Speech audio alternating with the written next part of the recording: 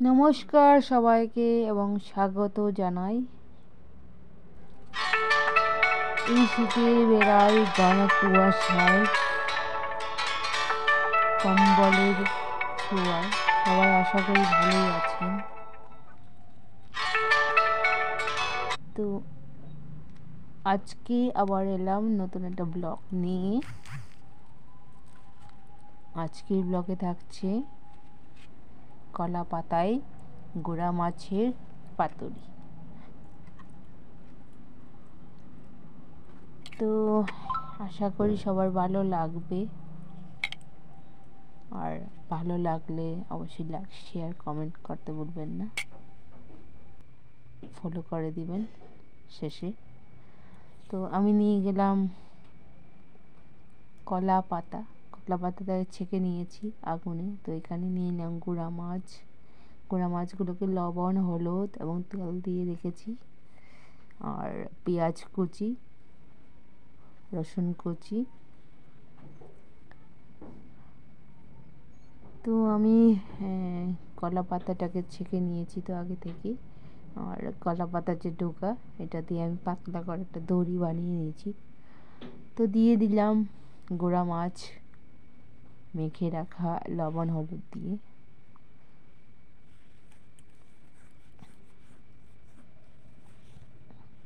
তো তারপর দিয়ে দিলাম সামান্য গুঁড়া লঙ্কা, যেহেতু আমার কাছে কাঁচা লঙ্কা অ্যাভেলেবেল ছিল না, তাই তো দিলাম রসুন কুচি, পেঁয়াজ কুচি। তো তেল আমি আগে থেকে দিয়েছি, তাই আরেকটু দিয়ে দিলাম, সঙ্গে দিয়ে দিলাম লবণটা আমি প্রথমে কম দিয়েছি বলে এখানে আবার একটু দিয়ে দিলাম। সবগুলোকে একসঙ্গে মেখে নিলাম।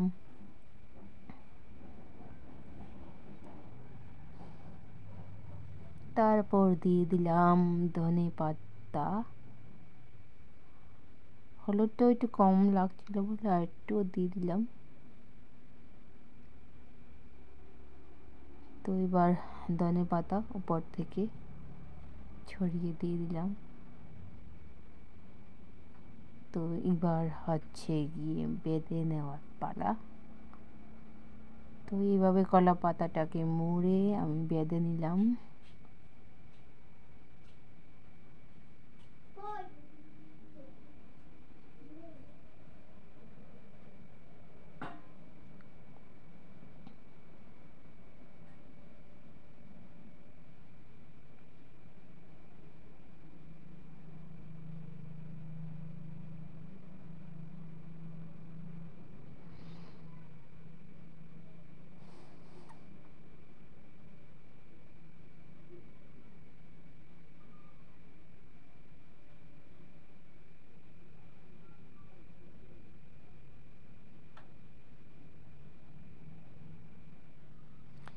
তো বানতে একটু কষ্ট হয়েছিল, তারপর কষ্ট মষ্ট করে বেঁধে নিয়েছিলাম।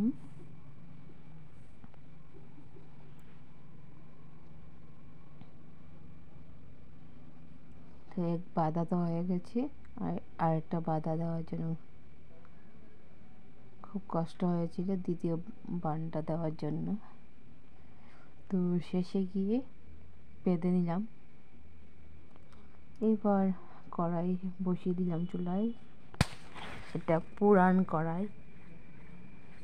তো এবার বেঁধে রাখা, তো এবার কড়াইয়ে দিয়ে দিলাম বেঁধে রাখা মাছগুলো। তো এইভাবে ঢেকে রান্না করতে হবে, মানে ভাপিয়ে নিতে হবে। তো এইভাবে এক পিঠ হয়ে গেলে আর এক পিঠ উল্টে দিলাম। এবার ঢেকে ঢেকে রান্না করতে হবে। কলা পাতাটা পুরোপুরি রং পাল্টে গেছে, তো আমার পাতুরি তৈরি। তো এবার খুলে নেওয়ার পালা পাতুরিটাকে।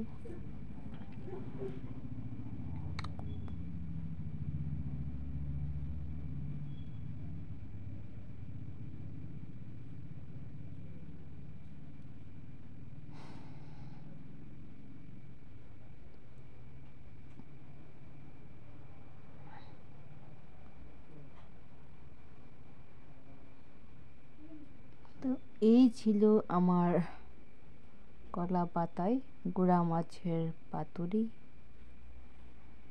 কেমন লাগলো জানাবেন, ভালো লাগলে অবশ্যই লাইক কমেন্ট শেয়ার করতে ভুলবেন না।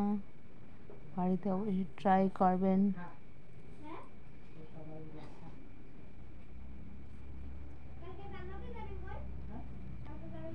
তো আবারও ধন্যবাদ জানিয়ে আজকের ব্লগ আমি এখানে শেষ করছি। দেখা হচ্ছে অন্য কোনো ভিডিওতে। ততক্ষণের জন্য সবাইকে টাটা, বাই বাই।